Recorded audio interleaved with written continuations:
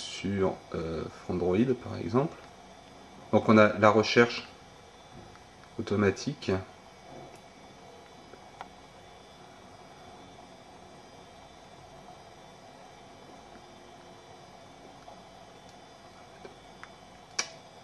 Ah, il faut pas se tromper. Alors Android.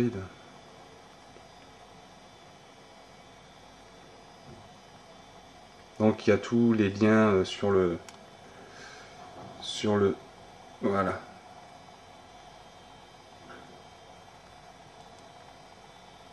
Ah, à chaque fois je mets point comme. Ah, bah, on va y arriver. Voilà. Donc Android va se charger. Donc je suis en connexion 3G. Hein.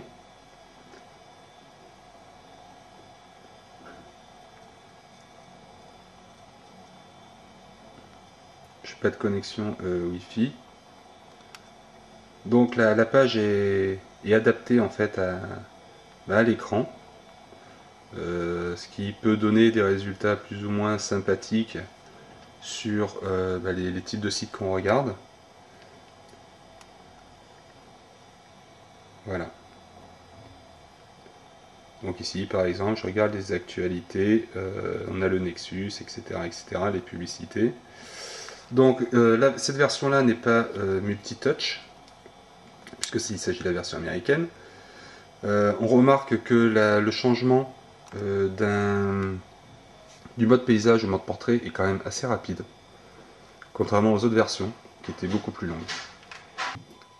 Une autre application qui a été mise en place dans cette version, c'est c'est une application mode voiture qui rend une interface un peu plus facile d'utilisation dans le cas où on est en voiture. Donc la recherche vocale, ça ne fonctionne pas. Enfin, ça ne fonctionne pas si je fais recherche vocale. Alors, Marseille. Il y a une connexion qui se fait à Google. Et là, il y a une erreur Google.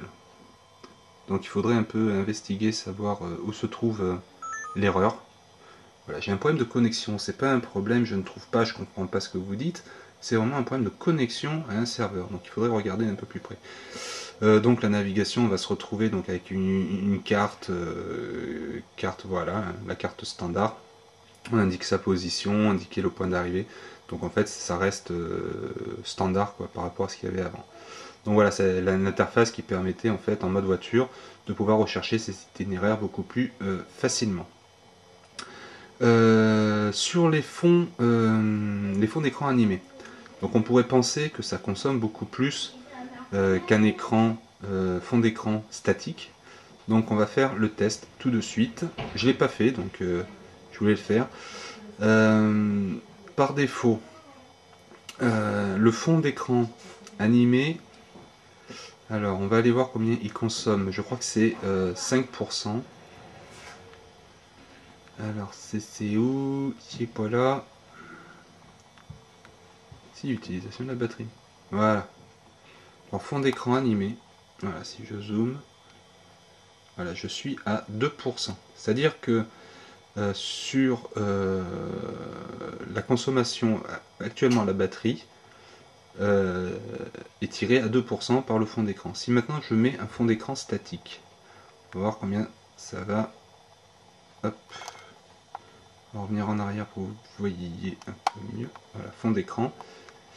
Voilà, je mets un fond d'écran statique. Et donc on va retourner voir si ça changeait quelque chose sur la consommation. Paramètres.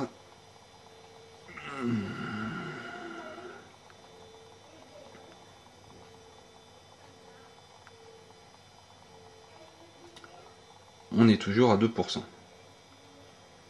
Donc vous pouvez utiliser des fonds d'écran animés ou non. La consommation de l'écran sera toujours la même. Voilà. Donc sur les fonds d'écran, c'est aussi une nouveauté avoir des fonds d'écran animés. Donc là on va choisir un fond d'écran animé.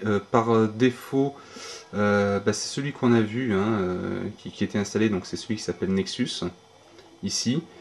On a vu alors celui-ci, O, qui est très sympathique, puisqu'en fait il permet, il détecte les mouvements que vous faites sur l'écran. Exemple, donc ça avait été, voilà, vous voyez, quand je tape sur l'écran, il y a le reflet de l'eau, voilà. Au niveau des problèmes donc de ce téléphone, donc c'est des problèmes, je dirais, purement logiciels. Le premier concerne l'espace mémoire. Donc pour installer les applications, par défaut, lorsqu'on n'a aucune application d'installer, il ne reste plus que 190 mégas de mémoire disponible sur le téléphone, ce qui peut paraître un peu bizarre, sachant que l'OS doit représenter 200 mégas à tout casser, que le téléphone est équipé de 512 mégas. Donc si on fait la différence, il manque des mégas.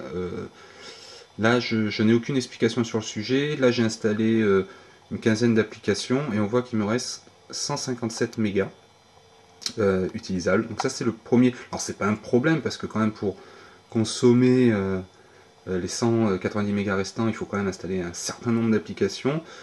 Sur l'ensemble des téléphones Android que j'ai eu, j'ai jamais réussi à bloquer la mémoire. Donc, je vois pas pourquoi sur celui-ci j'y arriverai. Donc ça c'est un premier point qu'il faudrait essayer de creuser ultérieurement. On m'a fait part d'un problème de halo rose sur la prise de vue d'un élément blanc. J'ai fait le test hier, alors j'ai dû garder, donc on m'a dit si vous essayez de photographier une page blanche à la lumière, vous allez avoir un halo rose sur l'image, et c'est tout à fait le cas. Je vais essayer de vous montrer. Donc dans mes galeries, donc l'appareil photo, voilà. Alors je vais mettre comme ça on va peut-être mieux voir. Hop. Alors est-ce qu'on voit mieux? On voit que c'est taché en rose. Alors je sais pas si c'est très bien visible. Et on voit bien là, au milieu de la photo, qu'il y a une grande partie rose, ici. Voilà. Et donc voilà, ça c'est une photo qui a été prise hier à la lumière avec sur une feuille de papier toute blanche.